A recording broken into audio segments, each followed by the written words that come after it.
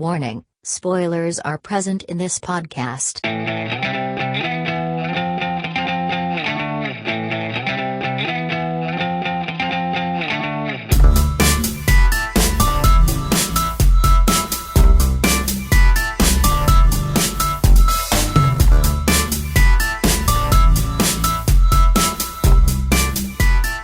Third World Cinema Club. Hello guys, welcome again to another episode of Third World Cinema Club 2019 edition. Sarap ng iced tea. I'm John Tawasil from Present Confusion.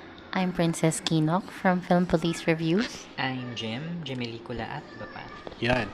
So today, you'll be talking about the commercial cut of James Robin Maya's Kuya Wes.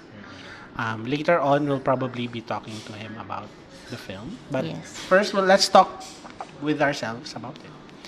So, Kuya Wes is about this guy who works at a remittance center. He's played by Orgy Alcacid. Every month, one of his customers comes by religiously to get remittances from her OFW husband. And this girl is played by Ina Raimundo. And Oggy's character falls in love with her. And it leads to all sorts of shenanigans. Yan. So, I watched this film, background lang, I watched this film in Cinemalaya twice. Wow. It's one of my favorite films of 2018. Even si Tristan Yeah, kami ni Tristan yung nag-champion ng film na to eh. Not a lot of people noticed this film. Parang si Kuya Wes lang din. This new cut is okay. It's more or less the same film na medyo tighter lang yung edits niya. And it has a different score and the ending is different. So, nga pala, spoiler warning. I guess we're gonna spoil most of the film. Yes. So, can I ask you guys about your background in seeing Kuya Wes? Have you seen it before? Yan. Ako hindi. This is my first time. So, seeing both it. of you, this is your first time watching Kuya Yes. Wes? Okay. So, yun. Sige, I guess ako na muna. Kuya Wes, it on the surface, it's like this sweet-ish love story between this very socially awkward man who tries to like build a relationship with his customer. But yung pagkabasa ko sa kanya, especially nung sa Cinemalaya, it's a character study of this man who's unseen. Parang by his relatives, by the people he's related to, by yung not really his coworkers kasi there are people who do see him, pero the people who he wants to see, for them to see him, they don't see him. And that's parang he becomes parang invisible eh. And one of the things that I liked a lot about this movie is the film's visual language. Because like in The Chanters, di ba may aspect, pinaglalaroan ni Direk James yung frame, it's boxy. And then by the end of The Chanters, it opens up to signify parang the experience, parang knowledge na na-pass down, a broader meaning of worldview. Diba kasi sa end ng Chanters, yung framing sa kanya. Yeah, the framing is very which important. happened din naman in Kuya Wes. Doon sa part na after na ibigay niya yung money kay Ina Raimundo na sa kanya na. yun yung parang, okay. Yeah, Chanters sa Kuya Wes, it's like, if you look at most of the frames of this film, pero hindi naman all, there are exceptions. He's framed to the side. Pagilid siya, he's being pushed off to the side. Or kung nasa gitna man siya, he's behind a pane of glass. Alright. So parang ikaw yung customer, tinitingnan mo siya. Hindi mo siya kilala. There's a level of there's a wall between you and his character, kahit na nasa gitna siya ng frame.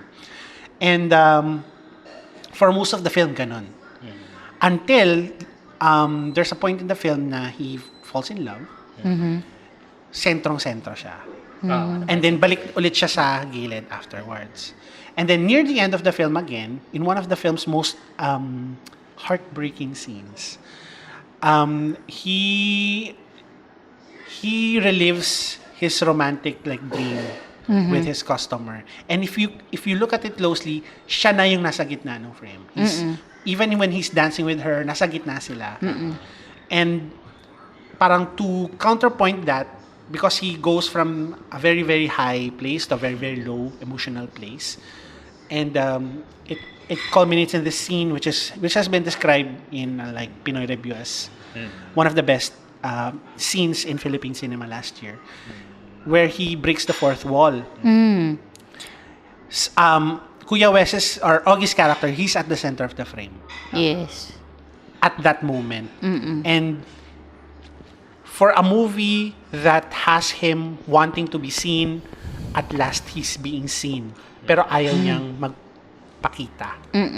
So he breaks the fourth wall. Tinaboy niya yun. He pushed it aside. Oo. Actually, One I of my find, favorites. I find Kuya Wes character, I don't know if you will agree, it's actually repressed siya. Repressed Yes. siya. Ganun. He's like this guy, he doesn't know how to build a relationship. Yung tipo, may ganun, I guess relatable, for some guys. Tago natin sa pangalang isa. Maybe kasama na ako doon. Ako Na din. tipong porket, bigyan mo na regalo, bigyan mo na attention, they will respond to you positively. That's not the case eh. Yeah. And building Yes. a relationship. Joke lang. May pinaghuhugutan ko. Joke lang. And building a relationship is more than just, more than just your own feelings. It's also about the feelings of the other person. And ironically, yung nangyayari sa kanya, yung the people around Kuya Wes, they don't acknowledge him or they don't think about his feelings. He also doesn't think about the feelings of the person he loves. Yung character Actually, niya. makikita natin yung relationship ni Kuya Wes dun sa tinuturing niya or kinukonsider niya na family, then dun sa co-workers niya. Kasi, kumbaga sa family niya, alienated siya eh. Yun Yes. yung nakikita ko. And then, he's longing for love and belongingness. Kaso, it is not given to him kasi they are expecting something more, di ba, from Kuya Wes. Yes. There's an interesting allusion to this. During the press conference for this, for yung Cinemalay release of the film, one of the one of the journalist people, they likened Kuya Wes' relationship to that of OFWs. Yes. Bigay lang ng Bigay lang sila ng bigay They ng don't pera. know what's happening. Yung pinagbibigyan nila ng pera, walang pake. Oh. Pabalik. So, it could be a reflection of that. I'm not sure kung sadya siya or yun. And, ironically, doon din, balik tayo doon sa framing ng characters. When Wes interacts with most of the characters in this film, may partition in between them. Diba? May something in between them. One of the few characters na kasama niya regularly in the same space without partitions ay yung character ni Moy Bien. And she's the character who relates the yung parang yung pinaka-close talaga sa character niya. Yung totoong kaibigan. Na ironically, parang inisip ko at some points in the movie, sana naging sila na lang. Actually, since na-point out mo yung angle ng OFW, kasi ako, I find Kuya Wes as a romantic film at the same time, parang case study siya ng Filipinos in general. So, since na-point out mo yung OFW part, yung character ni Moy Bien, since di ba nandun sila sa confined na space, Yes. para siyang typical na kapwa mo Filipino sa ibang bansa. Sa ibang bansa. Kumbaga si Kuya Wes yung walang teeth. Si Moy Bien, sobrang pangil yung kanya. Kasi di ba papalit-palit siya ng boyfriend. Tapos siya yung nag-a-advise na tanga-tanga mo, ganyan. So yun. So parang, I love how this film is well written in a way na every detail talagang pinag-isipan niya. And Fairness yung detail nga. spoiler alert, gustong-gusto ko yung facial reaction ni Ogie Alcacid in any frame. Mula Yes. sa nawalan siya ng kilay.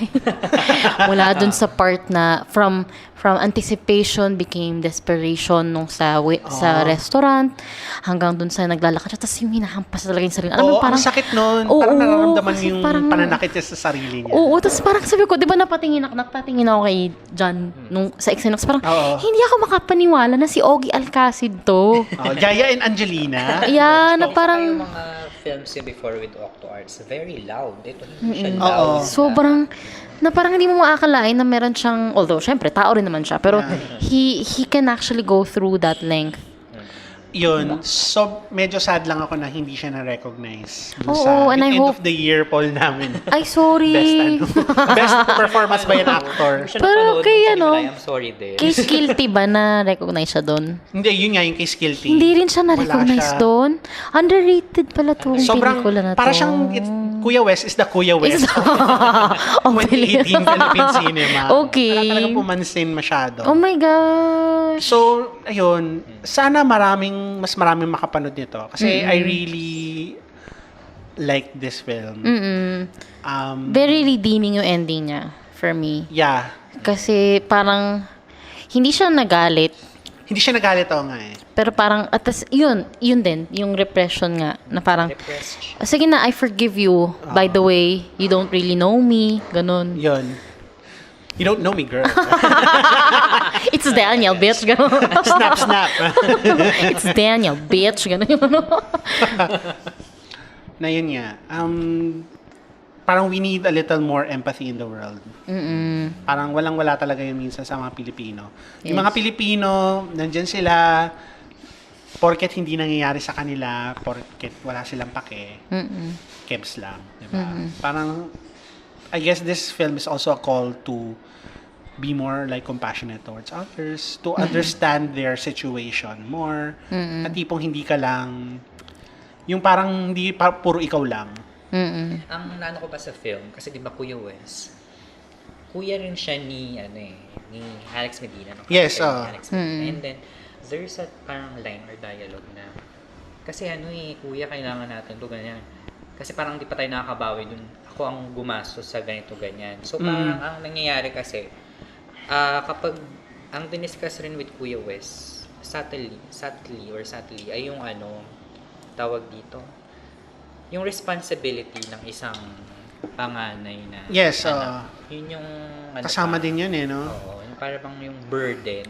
It kind of ties in rin to, not just yung panganay, pero to breadwinners in general. Oo, yung mga breadwinners. Which ties into yung parang allusions niya to OFWs. Saka may part din kasi diba sa culture natin na kapag kunwari single ka or ikaw yung mas nakakaangat, ikaw yung tutulong. Ikaw dapat yung tumulong. May obligasyon Oo, kang may obligasyon tumulong. Kasi yun yung nangyari with Kuya Wes. Saka dun sa family, di ba, ni Alex. Na siya na yung bubuhat ng lahat. Oo, yun yung nakalungkot. Pero, totoo yun eh. Nangyayari talaga. Mabigat talaga siya. As in, itong pelikulang to, nung Cute pinanood ko siya, sa... pero ang bigat niya. Na tipong, para din siyang The Chanters na tipong naglilinger siya sa'yo after mo pinanood. Na tipong sa Cinemalaya, after ko siyang pinanood, pumunta ako ng I think Yellow Cab yun, yung sa tapat. Tas Nag-stress eating ka? Hindi naman stress eating, pero as in nakagaling. Gusto ko rin na mag-stress eating eh. Kasi parang, buti maraming afam doon sa Understandable.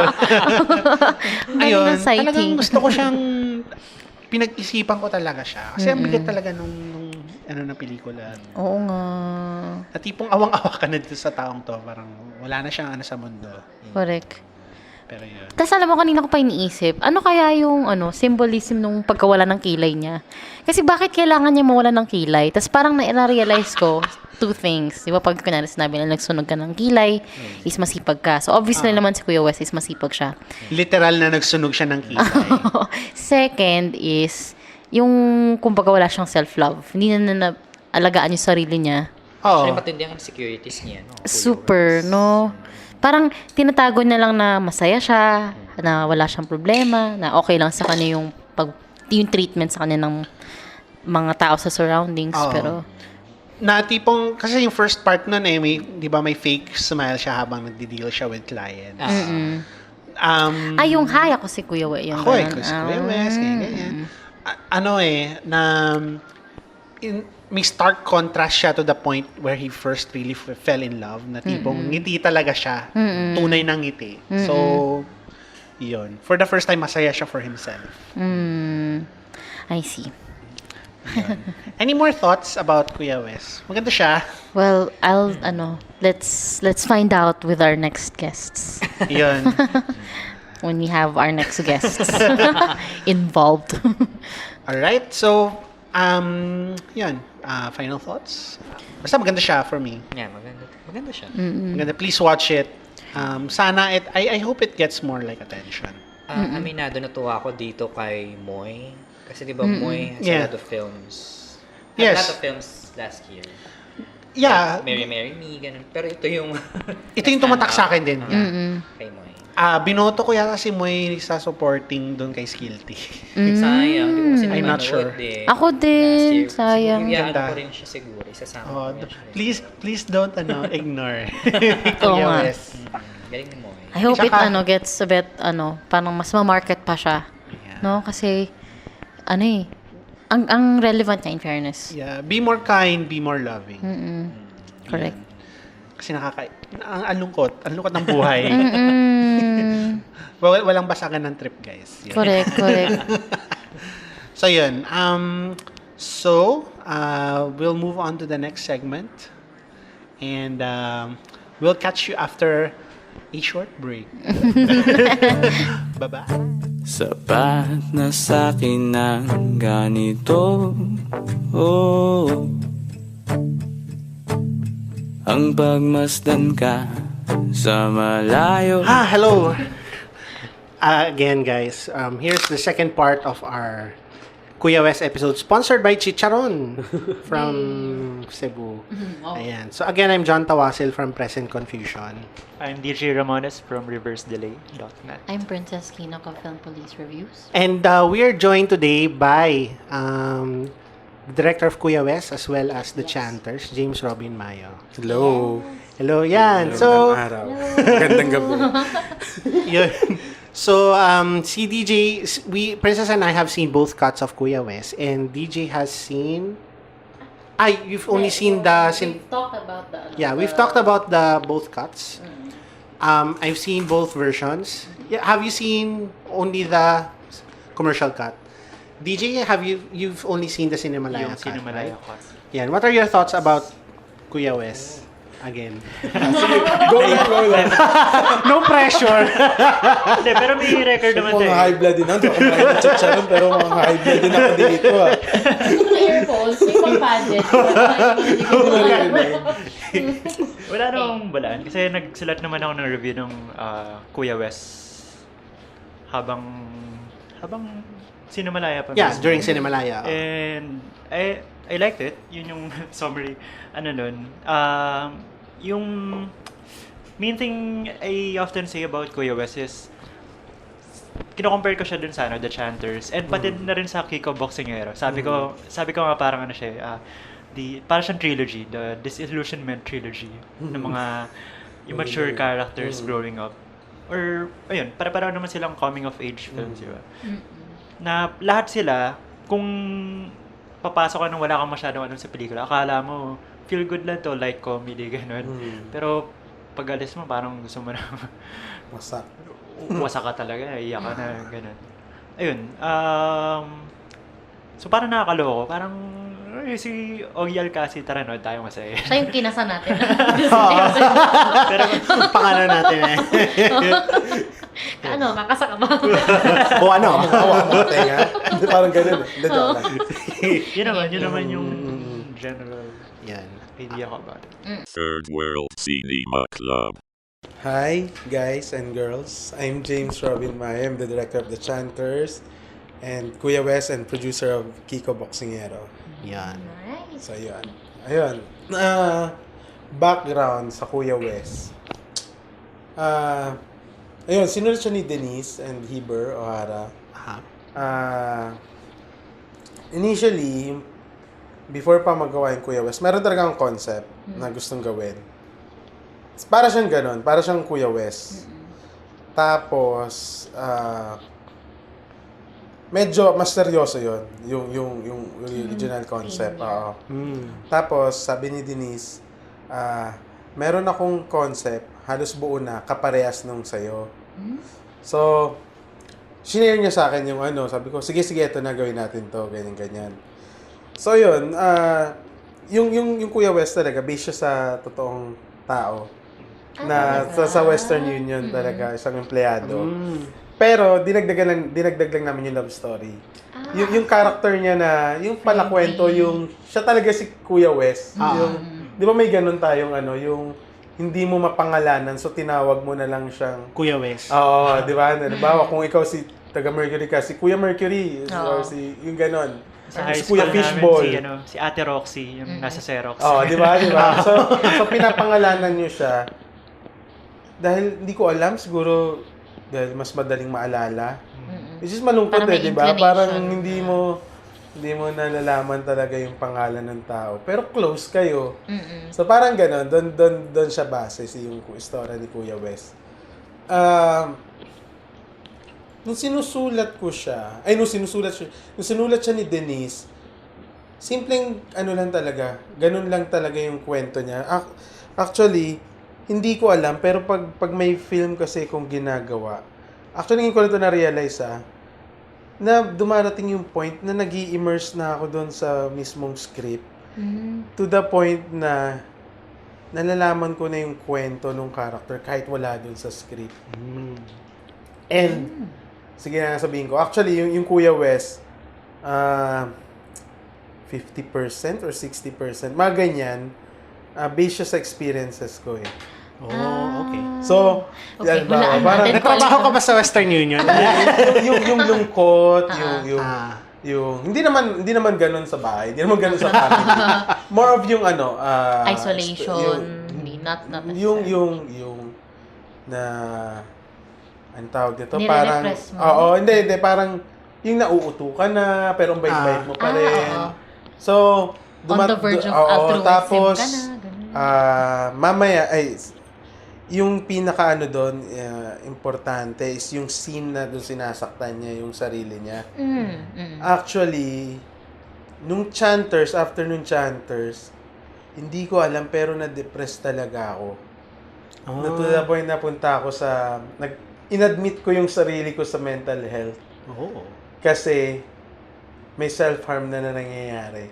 Talaga? So, ngayon ko lang ito sinasabi. Actually, nung time na nalaman ko yon, naging vocal ako, naging medyo advocate ako ng mental health. Kasi, na-realize ko yung pagiging vocal ko pala, nakakatulong doon sa iba na mag-speak up din. Na nare-realize na, hindi pala ako mag-isa. Hindi pala ako nag-iisa. So, yun. Isa yun. Kaya feeling ko, nung ginagawa siya, actually during the process, nafe-feel ko talaga si Kuya West. And lagi nga nilang tinatanong kung may mental health issue ba si Kuya West. Well, ayoko talaga, hindi siya intention na sabihin sa tao na may mental health siya. Pero kami ni Kuya Ogie, nung ginagawa namin siya, ayun talaga instruction ko. Kuya Ogie, merong depression si West, pero hindi niya alam. Walang nakakalam. Wala naman nakakalam kung sino yung depressed, di ba? Totoo. So, wala talaga. Dapat ganon. Hindi alam. Wala siyang signs. Kahit si West, hindi niya alam. Pero alam ko yung signs eh. Alam ko yung actually, hindi ko nga, experience ko lang naman. Hindi naman siya scientific or medical, talaga, na ayun yung symptoms. Pero, basic experience yun. Ayun, ginawa namin siya na ganon. Kaya yung lahat ng tema, yung sa shots, kahit yung marketing, yung pag-promote, yung trailer, parang comedy, yun naman yun eh. Ganun talagang from the start pa lang, sure ako na ganun dapat yung marketing. Mukha siyang masaya. Pero sorry, spoiler na. Malungkot siya. Oo, actually ako nung So, ayun siya. Ganun siya kalalim. Ganun na siya lumalim nung ini-interpret ko na. Tapos, yung ibang parts doon, ayun nga, sabi ko based sa experience. Kasi since si Denise, kasi, daw yung kapatid niya lalaki, lalo na yung sa date, wala lang. Parang ako yun eh, yung buong tips kung paano may mag-date ka, experience lang, wala lang. So, mga kalokohan ko lang yun sa buhay. Yung pag may pag-date ka, yung iyain mo sa simbahan para pag Our Father. Totoo yun eh, na-realize ko siya. Kawa kayo na. Kasi na-realize ko, nag-iaya ako ng date, iyain ko nga. Tapos, shit, nahawakan ko sa, hawakan ko kamay, Our Father. Ang cute. So, pa. yung chunk na yun, iba yung script nun. So, binago ko siya, ganyan, sinulat ko. May mga scenes doon na ako talaga nagsulat kasi nga, wala lang, trip ko lang. So, ayun. Okay lang naman kay ano. Okay lang kay Denise. Oo, okay. Sobrang, mas gusto niya yun kasi, parang siya na rin kasi nag-direct, di ba? Parang, okay naman kay Denise, sobrang. Tsaka, hinedsapan ko naman siya palagi. So, ayun. May consent. So, yun yung actually yung pinakamalaking, ang hirap maganda yung ganitong setup, intimate, nakukwento ko talaga. Kaysa yung parang press con. May nagtanong kasi naman. sa akin sa press con, inis na inis ako, na parang sabi, nadulas kasi kung nasabi ko naman about mental health, yung film, so dapat di ko pa sinabi kasi nga hindi naman siya intention. Not exactly na. So, ganyan. Tapos sabi ba naman, ganun. So, pag sinabi mental health kasi, di ba, sinto-sinto. Wala, hindi So, trigger talaga ako nung medyo triggered kasi. Kasi nung time na yun, may mga friends ako nandun na alam kong meron. Siyempre, ang sakit nun, di ba? Parang tawagin kang... At saka kahit yung sinto-sintong tao, hindi naman siya dapat tawagin sinto-sinto, di ba? Oo, stuttering. Di ba? Medyo nakaka-offend yung term na sinto-sinto. So, ayun, doon ko na-release hanggang ngayon pa rin. Meron pa rin mga tao na lungkot, di ba? Hindi nila alam. Kaya may mga tao hindi nagsasalita. Correct. Well, ayun lang naman yung malalim na part ng Kuya Wes. So, yun. Naalala ko yung isa ko pang nasabi dyan na, yun nga, yung marketing niya sobrang bright. Tapos, kinuha talaga yung kulay ng Western Union. Dilaw na dilaw. So, parang, immediately, bright to, ganyan. Tapos, pag pinanood mo, dilim-dilim. Naghingi ba kayo ng permission sa Western Union? Oo. Actually, isang trivia. May isang remittance company na gusto nang mag-sponsor. Pero dahil iba yung kulay, nag-no talaga ako. NGC. Kasi wala ayun talaga yung palette ko Yung yellow. Tsaka, ewan ko. Because diba, hindi bagay sa character niya, di ba? Oo. Kasi, Imaginin mo. Tama. calm, tas para at the same time medyo... Bright parang araw no? Oo. Saka yung contrast within may eksena sa bahay. Tsaka may mix ng sky blue, so parang may pagka-jolly, childish yung... Sun in the clouds. Sun in the Hindi ko makakalaing mag-work yung yellow and blue eh. Kasi nung ginagawa ko siya, shit, bagay ba tong yellow and blue? Imagine mo sa, sa computer mo. Gumagawa kasi ako ng ganun palette every, yun, simula nung Chanters, nag-start na ako maging ganun yung process ko. May kulay. So, parang, yun, hindi ko nakalaing mag-work siya. Ayun, ang galing ng PD namin. Oo nga, tsaka parang lahat nung posters, ba yellow. Laging blue. Sabi ko, ba't kaya laging blue? Parang, kunwari, Father's Day, blue. Graduation, blue. Yung, ang tawag doon, toga hat, blue. Blue. Pag tiningnan mo kasi, actually, mahilig kasi kung maglagay ng mga maliliit na symbols sa film, na kahit makita ko lang na ako lang, kahit di ko naman talagang... Easter eggs. Kahit di ko naman talagang makuha yung magets ng audience. Pero, kaya pag may nagre-review na may nakita ko na naintindihan, sobrang ang saya ko kasi, shit, nakapag-communicate ako kahit maliit na detalye. Speaking of, dun sa sa review ko, tsaka yung sa mga review ng mga iba ko nakita, na-notice namin yung visual na pagka-portray kay Wes, na tipong nasa kanto siya, or nasa gilid siya, nasa likod siya ng salamin. Tapos nung na-in-love na siya, nasa gitna na siya. Tapos Wala nang lumalabas partition. sa box niya. Ayun, yan. Intentional ba yun? Yep. Kasi kahit sa script, nung sinusulat siya ni Denise, parang si Wes, hindi niya kontrolado yung narrative. Kami ang nagko-control. So, ganun din siya sa visual. Parang wala siyang espasyo talaga sa buhay ng mga tao. Kahit sa script na ano. Diba? Parang Iba sa pa rin script, nagko-control no? sa Diba? kanya. Iba pa rin yung kumokontrol sa kanya. So, wala siyang say eh. So, doon siya, hanggang sa dahan-dahan, pinupush niya yung space na hanggang sa mapush niya kay girl. Kay Miss Ina, yung space, diba? Na gano'n niya. And isa sa favorite ko, yung first and last frame. May liga ako sa ganun yung first and last frame. Yung first frame, nandun siya sa loob, di ba? Nasa loob. Actually, nakatingin siya sa atin nun sa camera. Pag tinignan mo maigi, nakatingin siya sa camera. Ngayon, nung end, kung mapapansin nyo, doon sa lahat ng shot ng nasa loob ng Western Union, is lahat naka-tripod. Never nag-handheld. Pero nung ending, nag-handheld. Kasi tayo na yung nasa loob, tinitingnan na natin siya sa labas. So parang na-feel na natin kung ano yung pakiramdam ng nasa loob niya. Ganito. Tapos siya naman, yung malaya na. So yun. So nagbigla yun eh. Mapapansin yung last shot talaga is handheld na. Bumitaw siya. How was It's the perspective naman? ng tao. Kasi ako, nagulat ako dun tsaka natuwa ako dun sa eksena na yung sa palengke part. Yan, sa palengke part ni Kuya Wes. How was it working with Ogie Alcacid? Grabe yun. Diyos ko, memorable yung scene na yun, yung Sa palengke part. yung sinasaktan niya yung sarili niya, di ba? Nung una, yung first few takes, iba eh. Sabi ni Kuya Ogie, James, di ko talaga makuha. Alam niya, di niya makuha. So sabi ko, Kuya Ogie, usap tayo sa van. Guerrilla lang yun. So wala kaming permit doon. And ayun, yung LM namin, sorry. Na-ban. Oh my God! Na-ban. Sorry, Marikina. Sabi na. Ayun. So, nag-usap kami sa van. Kinuwento ko yung experience ko sa buhay. Kinuwento kong bakit ganon, bakit sinasaktan.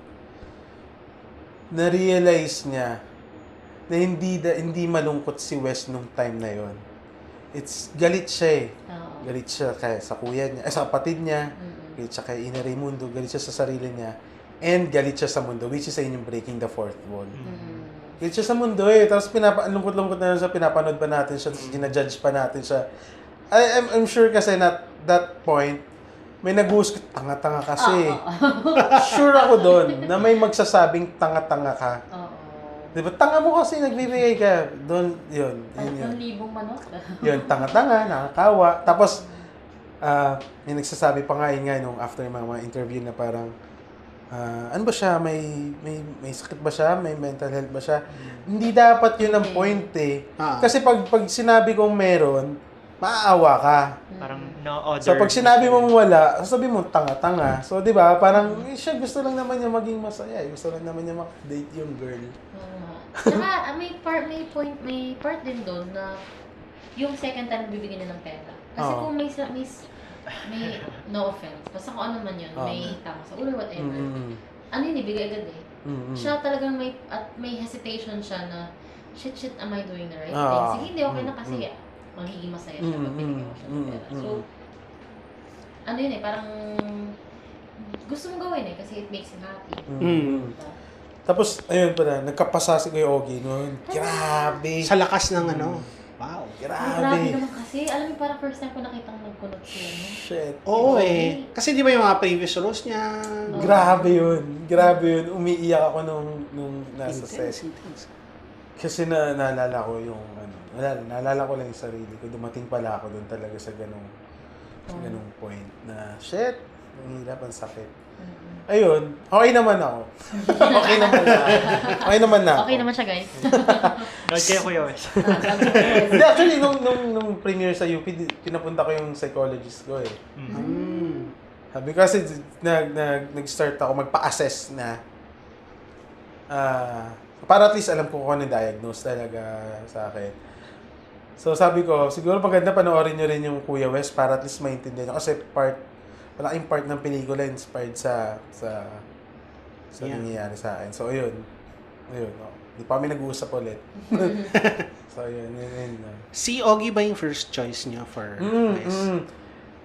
Ang nangyari, Ang galing nga kasi nung kasi usually pag ikaw indie ka, di ba, pag nagbigay ka, usually yung first choice hindi hindi nag-yes. Siya, hindi ako sure kung nung gabi ba namin sinend sa kanya or same day.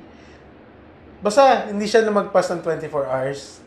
Nag-reply siya agad sa isa sa mga producer namin kay Kuya Ferdy. Nag-go nagustuhan ni Kuya Ogie yung yung script, ganyan. So, di kami makapaniwala. Talaga ba? Totoo ba to? Ganyan. Kasi, once na may ka na, may main actor ka na, madali na susunod na yung iba Ayun. Yung script, totoo yun na mas bata yun Pero ako talaga, nung sinulat ni Denise yun, nasa utak ko talaga is kaya Ogie. Ogie talaga. Conversely, si Ina Raimundo ba yung first choice niya?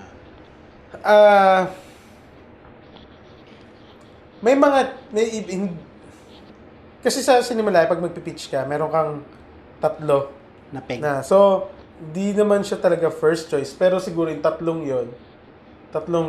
choice siya. So, wala naman ako doon kung sino. Basta ang mahalaga sa akin is maganda, hindi mukhang mayaman. Hindi kaya mong hindi magmukhang yayamanin talaga yung elite. So, ayun. So, parang technically, part siya ng first choice doon sa 3. Okay. Galing nga kasi parang nakita ko silang dalawa. Nag-iisip ako ng ng 90s na sa bubblegum siguro. Or parang At saka, fantasy diba, come true na ewan. konti lang yung actually namin si Miss Ina. Ayun, actually, technically first choice siya. Kasi, naalala ko pala nung sa Vince, Cat and James ba yun? Nandun siya, diba? Ang galing niya doon. Sobrang nagalingan kami na naawa kami kay Josh. Parang, gano'n lang kasi. Parang, mainstream cinema ba yun? Diba? Parang, ang galing ni Miss Ina. So, doon ako nagkaroon ng idea na pwede siyang i-cast sa mga ganong roles. Okay.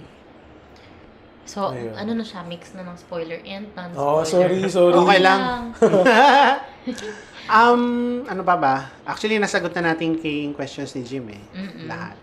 Yun nga, nung dun sa based dun sa previous naming earlier conversations about the film ng Solo-Solo, parang napansin namin nga yung theme na repression. Tapos, ano ba yung sabi ni Jim about About? Hindi. Ayun nga. Parang medyo repressed si Kuya Wes, which is typical sa Filipino culture. Yes. May parang allusion, actually sa isang press con ko narinig to, na parang meron silang comparisons to OFWs. Ayun, Yung tipong binibigay mo ng lahat mo, pero Totoo. parang wala silang Totoo yan. gratitude. Kasi dumating din kami sa point na iniisip namin, ilipat kaya natin sa probinsya yung lugar. yung milieu. So, tapos si Kuya Wes yung taga Maynila ba siya? So, magbabaliktad. Though, hanggang sa na-realize namin, mag-iba yung sensibility ng character. Kaya, parang siya yung inino namin na galing probinsya. So, in a way, parang ganun siya. Nung una kasi, isa sa mga pinag-aaral namin, ano yung pwedeng maging social voice nung film, na hindi lang siya typical romantic comedy drama. So, naghanap kami ng ganun. Hanggang sa dumating, very organic yung mental health.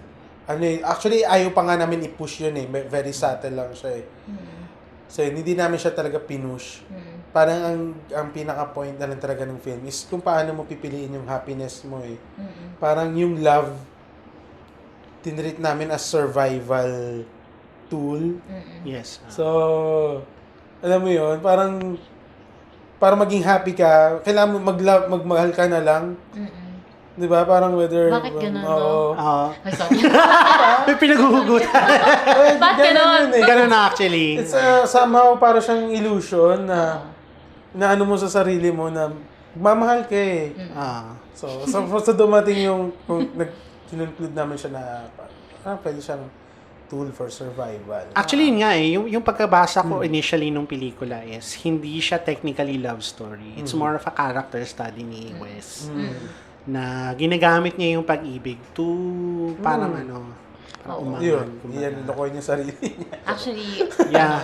Di ko alam kung anong ginawa niya sa sarili. Kasi ang dami kong nakitang, after yung Silimalaya screening, ang dami kong nakita na yung sinasabi nila is, parang hugot daw siya. Oo Parang nga eh. hindi eh. Hindi. ano siya parang yun nga, character study of Of a lonely man. Parang di mo siya pwedeng sabing isolated siya kasi andun si Moy. Ayun din pala. Ay, yes.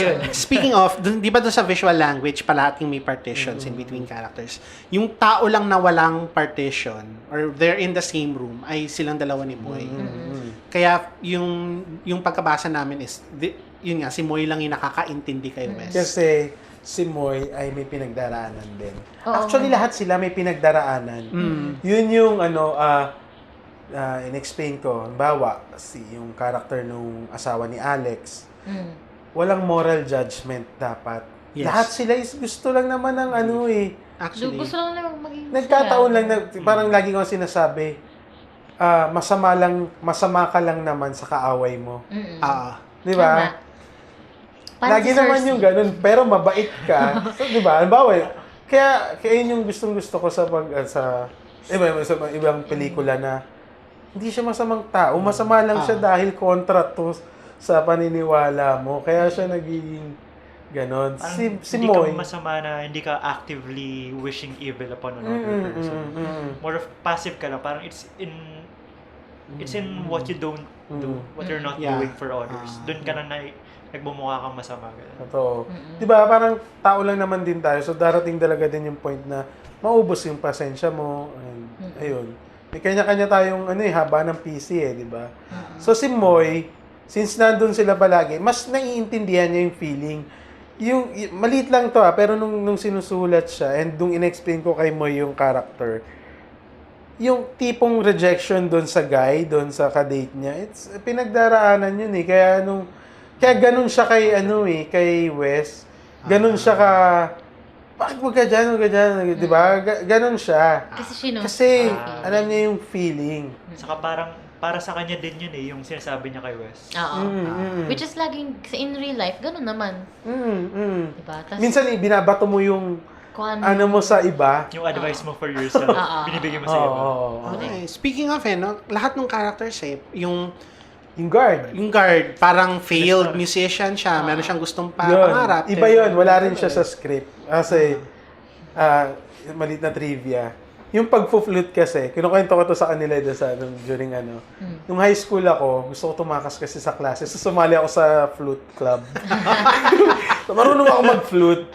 So, yun. So, nilagay ko yun sa script, yung flute. And yung script na yun, kung tutusin sa lahat ng advice, siya yung pinaka may sense. Kasi kahit gagu-gagu yung yung mismo sila. Pero, di ba, sabi sa akin nung iba, wala akong mararating dyan. Pero sinunod niya yung iba na yon. Tingnan mo kung may narating ba ako. Tama. Di ba? What if kung hindi niya sinunod? So, may mga ganun. Pero siyempre yung pinaka may sense Pero kalokohan lang yun. Additionally, yung kay Ina, parang madaling i-judge yung character niya na, bakit niya ginanito si Ogie? Kawawa naman siya. Pero at the same time, wala siyang financial support from her husband na matagal. Tapos, yun. Diba? Tsaka yung comment ko lang dun sa presence ni Moy in relation dun sa balikbayan box theory is yun nga, parang yung feeling kasi ng mga OFWs, especially kung may kapwa Pilipinas sila dun, they stick together. Kaya parang sabi ko, yung balikbayan is like a feeling of isolation na meron kang kasama dun sa isolation na yun. Tapos yun nga, parang nag-feed off lang kayo sa, siya masaya ngayon. Si Wes, parang he wants to feel that same happiness na nafe-feel ni Moy pag nakaka-escape siya ng overtime, ganun. Tapos biglang eventually, hindi na siya nakakapag-overtime. Tapos, nagja-jump siya from one guy to another, ganun. Sabi ko, galing. Tsaka yun nga yung customers din.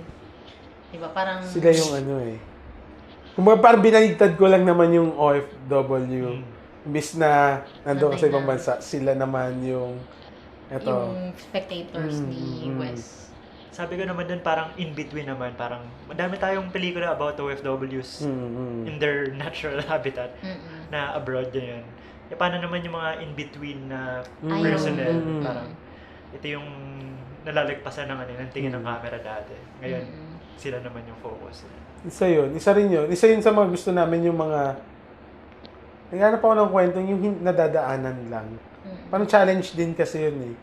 Nagkataon talaga na, ayun, may experience si Denise na ganyan. May na-meet siyang taong gano'n.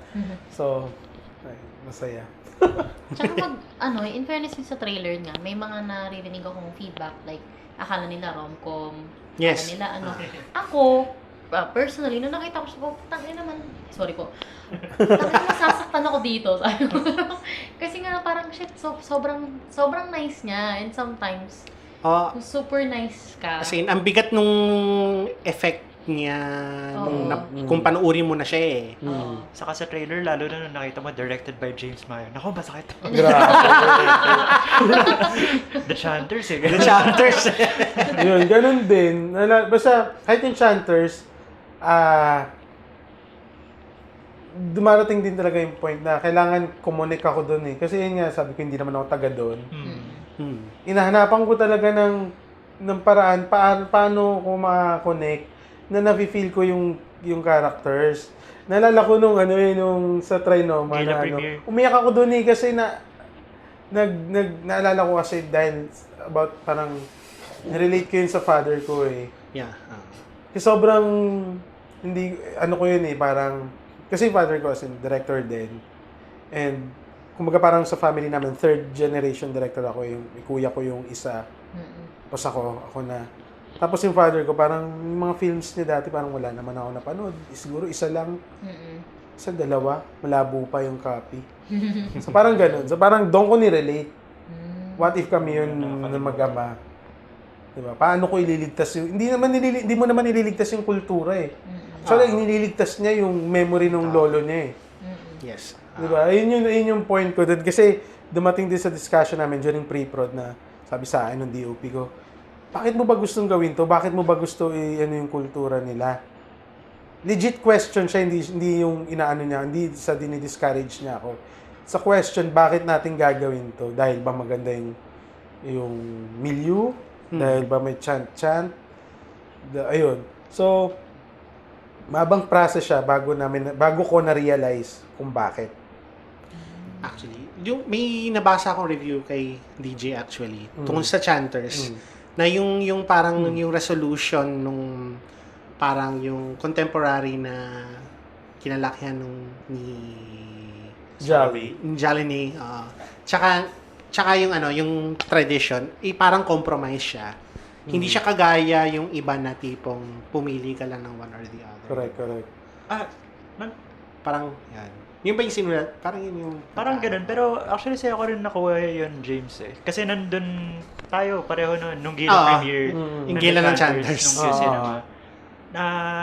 Sagot mo yun sa Q&A na ang common thinking kasi about traditional cultures na parang exclusive siya. Pili ka, either traditional or contemporary. Correct. And yung magandang insight ng The Chanters na sinabi mo sa Q&A is, hindi siya ganun. In reality, pag pumunta ka doon na, hindi sila pipili. Pareho nilang, pwede naman pareho. I-embrace nila. Why not both? Di ba may isang beses na parang, ano ba yun? Yung budots, sorry yung budots, tama ba?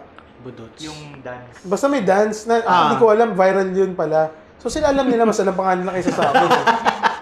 So, ayun, mga ganong bagay na kahit sila, inukwento nila na minsan nadidiscriminate sila sa, imagine mo, nasa bundok sila, di ba?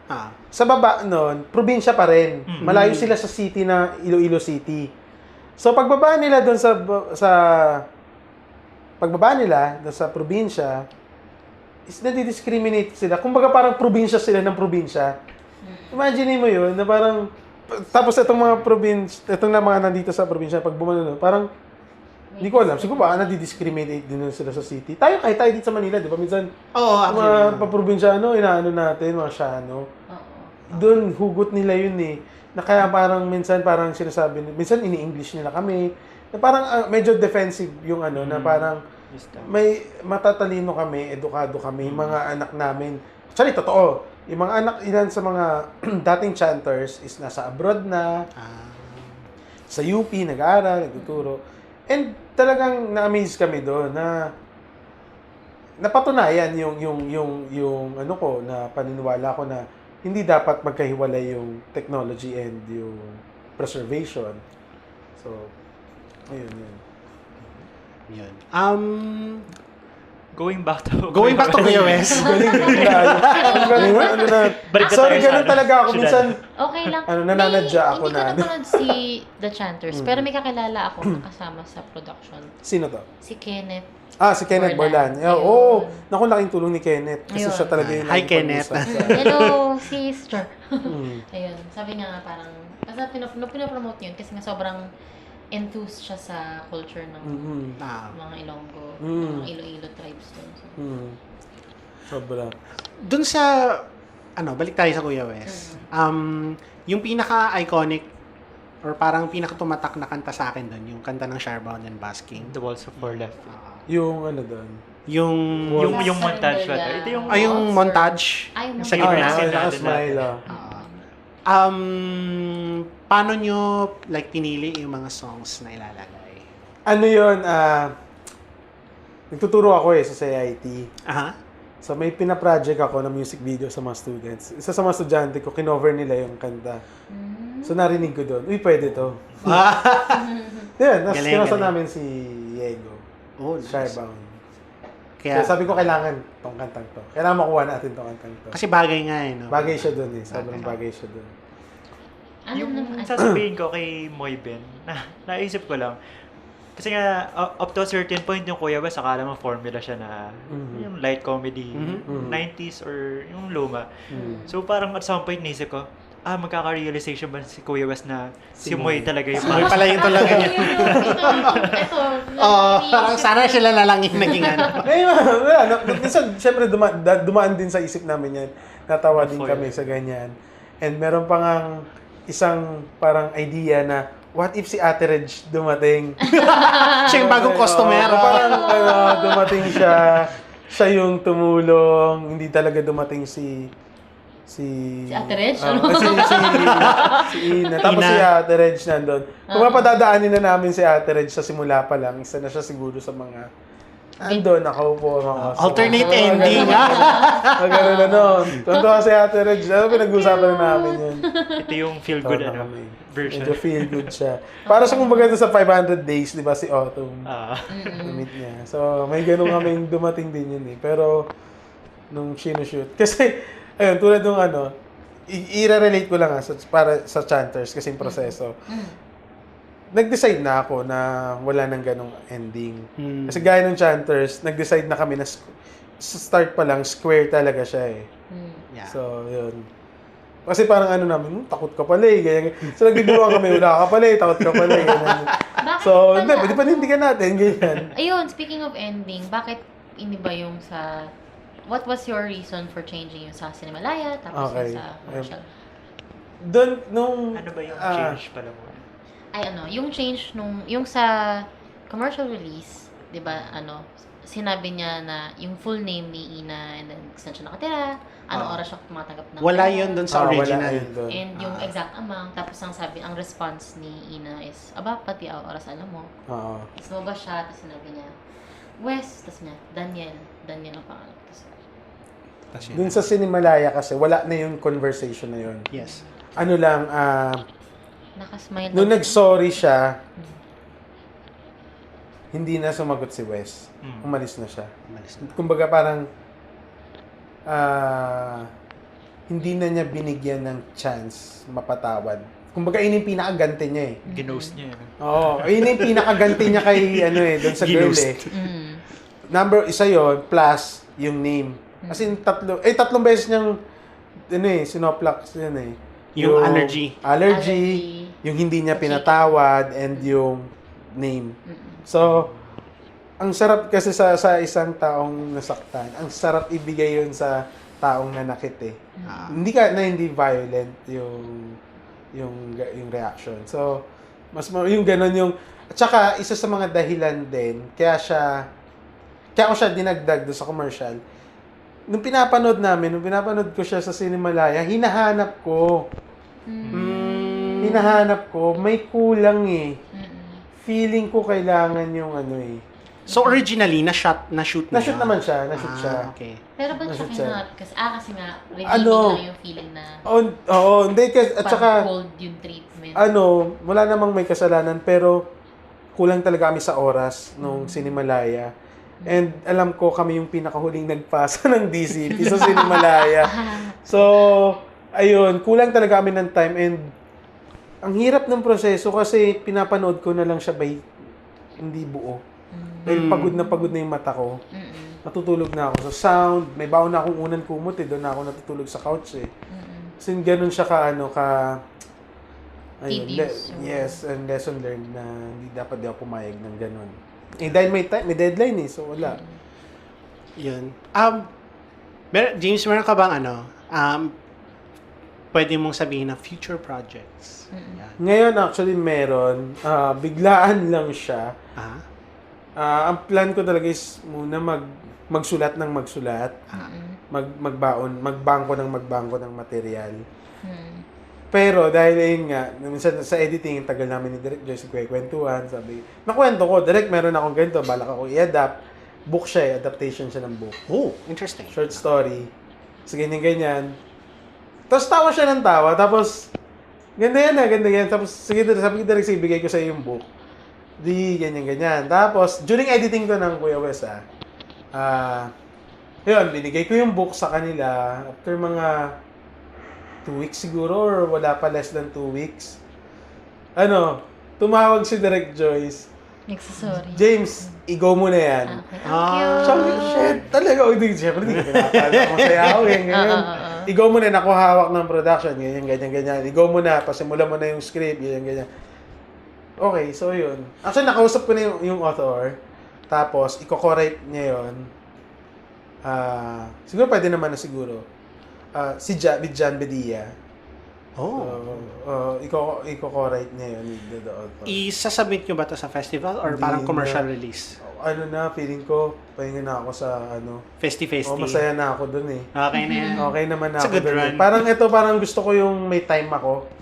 Yung wala kang deadline na isipin. Actually, yung nag-uusap kami ni last year sa Q Cinema, si Ogs Cruz, yung kasama namin. Sabi nga niya na tipong yung pinaka medyo stifling talaga yung time constraints. Sana na ma-break binibigay yun sa filmmakers. in a way. Na Ang parang hirap hirap din i-break yun. Ang In hirap. a way na paano kaya Kailangan mo yung funds galing sa festival. Fans, yes. Yun. Wala namang problema sa mga nagbibigay ng grants. Na talaga, mahirap lang talaga umanap ng, lalo na sa Chanters, parang first time filmmaker, hirap maghanap ng titiwala. So, galing sa sariling pera ng pamilya. So ang hirap, imagine mo, may utang pa ako sa pamilya ko. So, ayun, swerte na lang talaga kami dito sa Kuya Wes na may Spring Films na sumalo. Okay. Any more questions? Ano pala, natanong namin to like for example, kay Dwayne. Ano yung, meron ka bang go-to na films na binabalik-balikan para makakuha ng inspiration? Either for your day? Films or series or books? Depende sa film na gagawin. Is it by genre? Parang By director actually ako by eh. director. Oo. Sino yung favorite authors mo?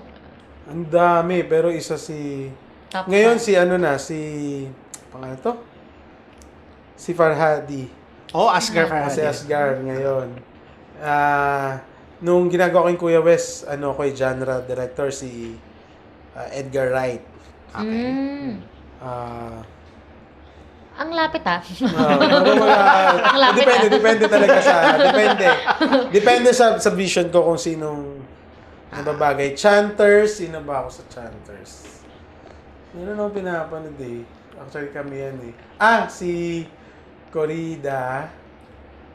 Tsaka sino to yung director? Corrida. Si Corrida. Shoplifters? Sino kasama niya? Yung isa pa. Siya eh. Ano yung direct niya? Yung teacher na sa China. Yung Si Not One Less. Si Zhang Yimou? Yan. Bakit ka na paano? Yun eh, Not One Less. Simple lang naman yun eh. Bawal lang. Ganun lang yung mga feels. Yan. Simple. So, ayun. Nalimutan ko na kung meron pa eh. Bukod dun sa... Pero, Chanter's Asian Asian directors. filmmakers yung ano na. To viewers na either napanood na nila yung Cinemalaya Cut or hindi pa nila napapanood ang Kuya Wes, anong masasabi mo para to entice them to watch this film? Ang hirap hindi ako magaling pero Please watch it. panoorin nyo kasi hindi siya simpleng hindi siya simpleng rom-com. And maganda siyang panoorin siguro. Sabi ni Sir Ricky, maganda daw para sa isang filmmaker na susuplayan mo ng something yung audience para pag pinanood nila and maintindihan nila. So, The Chanters and Kuya Wes, hindi lang siya basta rom-com or drama. May something siya na matatouch yung heart mo talaga, yung perspective mo kung paano tingnan ang isang bagay. For example, sa Kuya Wes, it's kung paano mo titingnan yung happiness, kung paano mo i-view and kung paano ka makikipag-interact din sa tao. Merong isang parang nakita ko sa Facebook, parang sabi na maganda to wait lang, i-compose ko lang parang maging kind ka sa bawat isa kasi hindi mo alam may pinagdaraanan pala. Ayun, be kind to everyone you meet. Because you might save a life. Kasi hindi mo akalain na parang ito pala is suicidal pala to. Pero actually siya, sobrang ganda niya kasi ayun, yun nga, sabi sa yung Kuya Wes, inspired siya sa experiences. Meron kasi habol lang meron akong isang estudyante na lagi natutulog tapos laging late. Hindi siya buti hindi ako yung tipo ng teacher na loko-loko to, babagsak ko to. Hindi ako ganun. So, inano ko sa guidance kasi hindi ko naman alam kung paano rin i-approach. It turns out, ito palang estudyante na to is may pinagdaraanan and medyo hindi siya okay sa family. Binigyan ko siya ng chance, tinulungan ko siya, na hindi ko sinasabi na alam ko yung pinagdaraanan niya. Para hindi niya ma-feel na, naaawa lang si sir. So, hindi ko pina-feel sa kanya na alam ko. So, inano ko lang, ganito, since lagi ka ang tulog dinadaan ko sa biro, iano ko sa'yo, para hindi naman sayang yung binabayad mo, ginaganyan ko. So, lagi siyang ganun. Tapos, etong huli, nung tapos na yung klase, nakikita ko siya sa school, lagi na siya nakasmile. Pero biro, as in, hindi ko nakita yun nung during the term na estudyante ko siya. Lagi lang siya nakasimango. Tapos, hindi mo siya, pag nakikita mo siya sa corridor, iiwas siya. Ngayon, hindi. Kasi nalapit pa siya sa'yo na appear, ganyan. So, yun, ganun. So, parang ganun yung talaga ng Kuya Wes. It's more hindi naman siya entirely about mental health. Hindi naman dapat. Just about understanding people. Yes, oo. Kulang na lang dun sa kwento, soundtrack na parang. Yun, actually may soundtrack siya kasi yung dalawang song doon ako nagsulat. Kinompose ko yung dalawang song. Lalo na yung Karinderya scene. Kinanta ni Janoy. So, yun, kinompose ko yun. And yung ending, sinabi ko talaga na ako magsusulat ng song chord sa ending. Tapos may naglalaro na ng word sa akin. Hindi ko lang mabuo. Hanggang sa nakuha ko yung moment. May plano ba kayong ilagay yun sa Spotify? Yep, meron. Ayan. Nagre-record na kami. Yun Yay! Yun lang. So, ready na yung tatlo. Yung isa na lang yung Alright. John, sabi mo na iba yung music. Yung score, di ba? Medyo may pagkakaiba. Mas madaming songs. mas ma-music siya. Mas music. Yung sinabi kong soundtrack, yung sa kwento mo tukol din sa estudyante mo. Okay. Kasi biglang nakangiti na siya. Naalala ko yung Kuya Wes scene. Oo. yung last song, ewan ko kung naalala niyo ba yung ending song. Yung lyrics nun, yung first lyrics nun is, ang mundong ito hindi para sa'yo, sa ngiti mo pa lang, magugunaw na ito. So parang yung mundong dinidescribe niya dun yung loneliness, yung malungkot na mundo. So pag nag-smile ka kasi kaya mong gunawin yung malungkot na mundo na yun Nax. So, gano'n. So, parang it's tungkol kay Kuya Wes. So, ayun, gano'n. Wala lang. Alright. So, salamat. Yes, Thank thank you. you din. Joy Ganda, ulit. sarap makapagkwentuhan about Ayan. sa film. Gusto ko kasi kwento yun eh, yung pinanggalingan ng Kuya Wes, and kung saan ba talaga siya. Kasi, in a way, parang ayun nga, advocacy siya eh. Hindi naman talaga para sa mental health. It's more of, in general, kung paano ka makipag-usap sa mga tao. Minsan kasi hindi mo alam, depressed pala eh. Actually, ang daming filmmakers, kaya sobrang ko sa mga tao ngayon, kahit may isang filmmaker na di talaga maganda yung Galing. niya. So, alam ko yung feeling eh. Alam ko yung feeling pag nagkakasama kami and doon ko sila naiintindihan. Shit, hindi nakikita to ng mga tao. Hindi ko naman pwede pagtanggol, easy ngayon. Hindi pwede. And talagang kami, support group talaga, and happy ako sa batch namin sa Cinemalaya kasi ganun kami. Ganun yung batch. Kami parang proud ako na and confident ako na masasabi ko na sa 14 years of Cinemalaya, kami yung pinaka-solid. And kami yung nabuo na 10 eh. Laging 9 or 8. Laging 9 or 8. In fairness, 10 nga. So, kahit madaming napalitan, replacement lang, pero buo kami. And yung bonding naming 10, promise pag nakita niyo yung group chat, kung paano kami mag-usap, huwag na tayo magpasa, guys. Pag-isabay na tayo, ganyan ng ganyan. Tapos, ayun, acknowledge, congrats, ang ganda. Kasi papanoorin namin yung film about isa, gano'n. Doon yung iba, hindi nakapan dahil kulang din talaga sa time eh. So, ayun. So, punta tayo sa ating the usual segment dito sa podcast na to.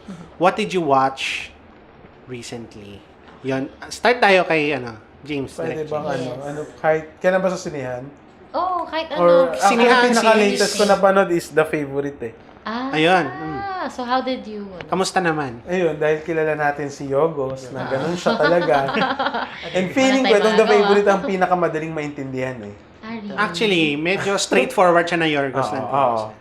Ito yung pinakamadaling maintindihan. Sobrang fan na niya ako simula nung Dogtooth. Well, napanood ko na rin yung The Wife. Malakas yung The Wife eh. Iniba niya, so...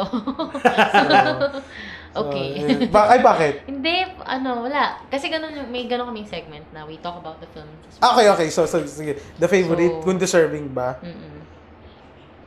Siguro, sa nomination, deserve naman niya. Actually, ang maganda sa mga nominations, mga nominated na films, feeling ko deserve lahat. Kaya yun yung pinapanood. Tapos, pinag-aaralan ko siya, tapos nire-research ko kung may interviews.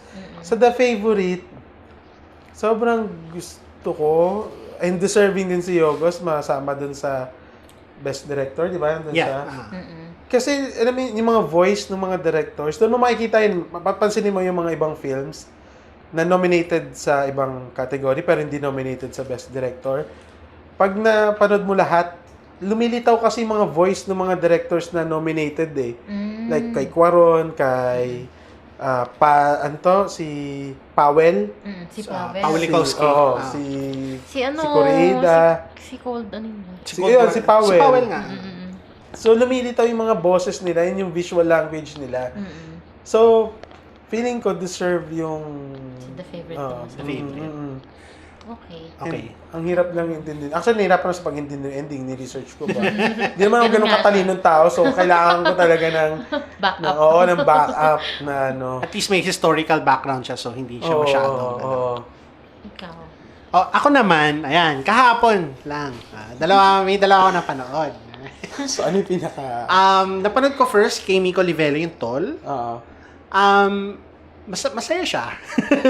Tungkol siya sa tatlong magkakaibigan na nagkagusto dito sa isang babae, si Jessie Mendiola.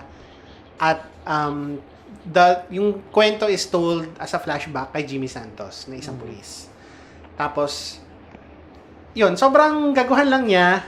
Gaguhan siya. Ang nagsulat nun ay si Joel Ferrer, who directed, baka siguro yata, ganun. And also Miko Livelo. Na Miko Livelo previously directed Only Life. masaya siya. I mean, hindi ko naman, parang hindi ako papasok sa mga ganitong pelikula na hahanapin ko na, wow, some deep symbolism. Hindi naman. Enjoy ako doon. Tapos yung isa ko pang napanood, Ang Sikreto ng Piso ni Perry Iscanio, director ng Ang Guro Kong Di Marunong Magbasa. Yun. Para siyang advocacy film. Ang moral lesson, basta ang sikreto ng piso ay hindi sa piso, kundi sa puso. Maging mabuti kang tao. Sekreto na po. Okay lang naman siya. Hindi naman siya sobrang hindi siya maganda. Sorry hindi din naman siya pangit. Parang sakto lang. Yung storya niya kasi hindi talaga siya tungkol doon sa piso. As in, na-introduce yung plotline na yun like 50 minutes into this film. And the film is like 90 minutes long. It's more about these people na wala lang, para silang nasa sitcom, nabubuhay lang, slice of life, wala masyadong nangyayari. Tapos biglang may pumasok na dramatic thing na nag-challenge sa kanila. Na-trace lahat yon dahil I guess spoiler alert, si Ariel Rivera ay may ginawang illegal na bagay. Yung Sikreto ng Piso. So, parang moral lesson doon, don't do legal things. Yun. Yun lang. O DJ, ikaw naman. Ano ba? Yung huli ko talaga napanood this weekend, rewatch siya. Nabanggit mo kanina, 500 Days of Summer.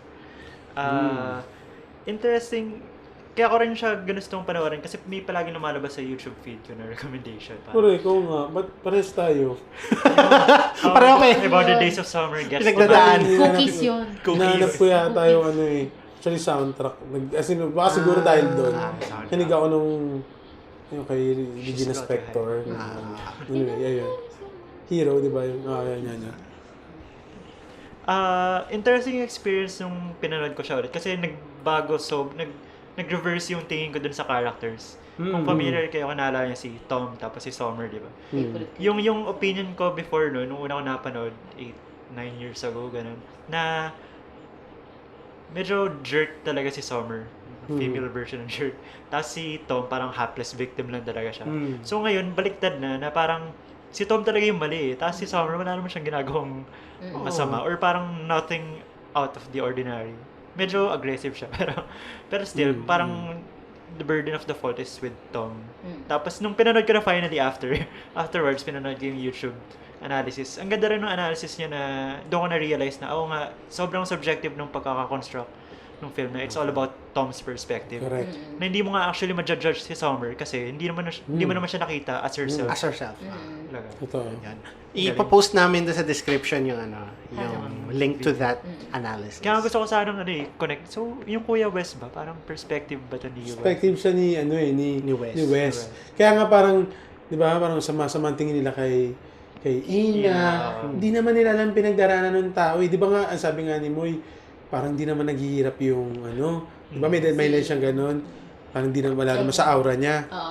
Di ba? Parang hindi natin talaga alam ano ba nangyayari dun sa tao. Bakit ba niya kinukuha yung pera ni Wes? Bakit? Di ba? Meron naman siyang paninda. Pero bakit? Minahal ba niya talaga si Kuya Wes? Ako gusto ko tingnan siya na tinry niya. Tinry niyang mahalin. Pero hindi, di ba? Parang meron siyang komplikado yung buhay niya, hindi niya alam eh. So, sobrang favorite ko yan. Kaya hindi ko siya ma-place into words as a review. So, ginawa ko years ago. Parang nilist ko siya. Everything I learned from the film 500 Days of Summer. Tapos lagi kong sinasabi, ako si Summer. As in, sa lahat ng tao, parang sobrang bato-bato ko, gano'n. Not now. ganun talaga, exception is this day. ang sama ng tingin natin kay, actually, ganun din ako sama ng tingin ko kay Summer noon. Pero nung parang nag-mature na rin ako sa relationship. Narealize ko, wala naman talaga sa tanga-tanga kasi Masa eh. Masa siya eh. Linaw-linaw naman ang sinabi ni Summer na wala naman siyang hinahanap na seryoso. Correct. Tapos magre-reklamo. Coming of age film din kasi according dun sa analysis. Coming of age film lang talaga ang 500 Days. Kaya niya nga ni-reference yan The Graduate. Kasi misreading yun. malungkot talaga yung... Actually, di ba, mali sila magkaiba sila ng perspective din sa The Graduate. Gusto ko yun kasi yun yung sagot doon sa pelikula eh. Kung paano nila tiningnan yung ending in The Graduate. Ayun. Ako naman, matagal ko nang, hindi ako nakanood lately, pero... Ano to? yung- Bato. Hindi, speaking of yung nga, parang the way you perceive people, na parang hindi naman siya masama eh, ganun. Pero sa akin, nung napanood ko to, ang hirap bigyan ng empathy yung bida ng documentary. Yung film na yun is Fire, yung sa Fire Festival. Okay, so Ito yung Netflix? Netflix yung napanood ko. Hindi yung sa isa. Yung isa. Yung binayaran nila yung yun. So, nung napanood ko siya, sabi ko, shit, kasi nakakapunta ako ng mga festivals, music festivals, ganyan. And in my day job, nag-organize din ako ng events for sales, ganyan. And sabi ko talaga dun sa kasabay kong manood, ito yung healthcare event namin. Sabi ko, we spent almost 100 million pesos and nothing came out of it, ganun. So, yun. So, it's a very interesting documentary. And yun nga, parang kasi siya, parang scene, sa play, parang, act 1. Ganun.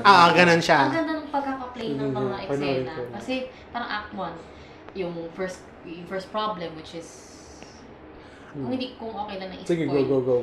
Go lang. Yung dilemma, dun mo na makikita yung intentions ng person involved na, is he for real? Then, ganun. Second, okay, heightened na, parang, okay, sige, todo na natin to, gano'n. Tapos third, fuck, pagkain natin sandwich lang, tapos ano pa, gano'n. Ang hirap maging events planner no? Sobra. Parang, sabi ko, actually, I know that feeling, pero hindi naman ako aabot sa ganyang lengths. Yeah, Kasi siya talaga, he went above and beyond, na talagang, ang dami niyang nabiktima and everything. So, and the documentary was very nice. It's objective naman siya so far. Kasi all talaga except yung main na Yeah. Pati si Jarul talagang maano kasi parang siya yung eskapo siya, wala siyang accountability nakatakas. Anyway, yun. So, kailan yung commercial run ng Kuya West? Commercial run ng Kuya West ay March 13. March 13. So, abangan nyo po. Yan. March 13, guys. Abangan nyo po. Ayun. Showing in 100 cinemas. Sana Nationwide. mabot ng 100 cinemas. Ayun. So, again, James, maraming salamat sa Thank you din sa Thank you. opportunity. sa ulitin. Yan. Sure. Yan. Oo nga. And we'll see you guys next time. Next week. Oh nga pala, next week with a wink special episode. Yes. We're gonna do our best. Yeah, sana matuloy 'yon kasi medyo excited kami. Sino ba to? si Bato daw. Ang ganda nun. Kasi ano yung tipo kahit tawa ko, wala doon. Oo nga eh. Lapit na ng Camp Carniel dito. Ayun na, dyan lang yun. Lapit lang ang krami. Okay, sige guys. Next time. Bye.